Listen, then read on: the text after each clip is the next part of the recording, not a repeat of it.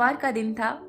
अगले दिन बृहस्पतिवार था और मेरा व्रत होना था बृहस्पतिवार के दिन। मुझे घर से आए हुए कुछ दिन हुए ही थे और मंदिर तो मैंने सब सजा लिया था, लेकिन अब बात थी कि तुलसी माता, जिनको हम जल चढ़ाए बिना मेरा दिन शायद शुरू ना हो। तो अगले दिन बृहस्पतिवार था। मैं बड़ी चिंता में थी कि अब कल श्री हरि जी को भोग में तुलसी कैसे लगाई जाए। बस इसी चिंता में पूरी रात भर मैं थोड़े सोने से पहले रही। उसके बाद अगले दिन बृहस्पतिवार आता है और व्रत था मेरा, मैं पूजा वूजा करती हूँ, लेकिन मन आसान सा था कि तुलसी नहीं अर्पित की मैंने श्री हरि जी को। तो आप मानेंगे नहीं, मैं जहाँ पे रहती हूँ, वो जो जिनके यहाँ मैं रहती हूँ, वो अचानक से मेरे दरवाजे पे आते हैं और वो तुलसी का पौधा लेके दरवाजे पे खड़े थे। मैं उस पौधे को देख के बहुत ज़्यादा असमंजस में भी पड़ गई थी और बहुत ज़्यादा खुशी, कह सकते हैं ना, कि आप जब पूरे पिछले दिन से आप लगातार किसी एक चीज में उलझे हुए हैं, आपको चिंता सताई जा रही है और आपके सामने वो जब अचानक से वो चीज ऐसे निकलती है ना कि आपकी मन की इच्छा पूरी एकदम से हो जाती है। आप खुद सोचिए ना कि आप जो चीज चाहते हो और आपको मिल जाए तो कितनी खुशी होती है। वही मेरे साथ उस दिन हुआ था और मैंने उनसे एकदम से सवाल किया कि आप इसे कैसे ला गए, मुझे ये चाहिए था और आप कैसे ला गए। तो पता नहीं वो क्या कनेक्टिविटी है ईश्वर से।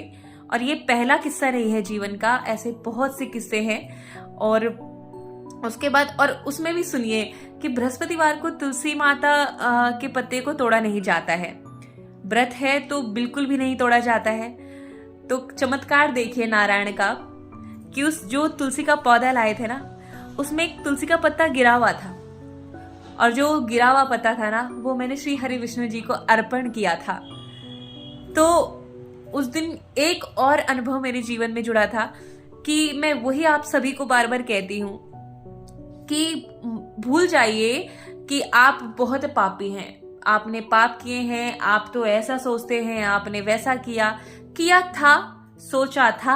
इन सभी में चीजों को छोड़ दीजिए, क्योंकि अगर आपके अंदर आ रही है ना निरंतरता ईश्वर के लिए कि मुझे ध्यान योग करना है, मैं सत्कर्म से जुड़ना चाहता हूं, मैं आध्यात्म से जुड़ना चाहता हूं, तो उन सब चीजों को छोड़ता करता था मैं कर दीजिए।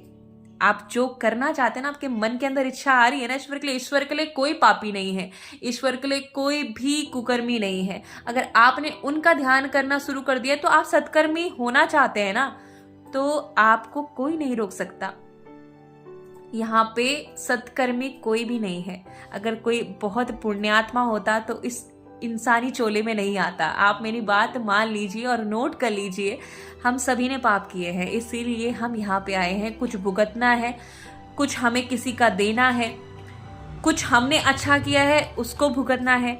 तो हम सभी यहाँ पे पापी हैं, यहाँ पे पुण्यात्मा कोई भी नहीं है। हम सब ने कुछ ना कुछ कुकर्म किए हैं ना, इसीलिए यहाँ पे आए हैं। तो ये एक अनुभव था मेरे जीवन में और ऐसे बहुत सारे अनुभव हैं जो मैंने बहुत बारी आज तक के जीवन में किए हैं और मैं आप सभी के साथ साझा भी करती रहूंगी। तो निरंतरता रखिए। मैं नहीं कहती आप रोज घंटों बैठ के पूजा कीजिए, आप निरंतरता रखिए नाम जप में, आप निरंतरता रखिए अपने सत्कर्म करने में, आप निरंतरता रखिए किसी के लिए दया भाव रखने के लिए, किसी की मदद करने के लिए। आप निरंतरता इन चीजों में रखिए। ईश्वर इन्हीं सबसे प्रसन्न होते हैं। आपके घी से बने हुए पकवान से ईश्वर कभी प्रसन्न नहीं होते हैं, इन सभी से ईश्वर प्रसन्न होते हैं। तो आप इन सभी को निरंतरता के साथ अपने जीवन में जारी रखिए। नारायण आपको स्वयं हर पीड़ा से निकालेंगे। जय श्री राम।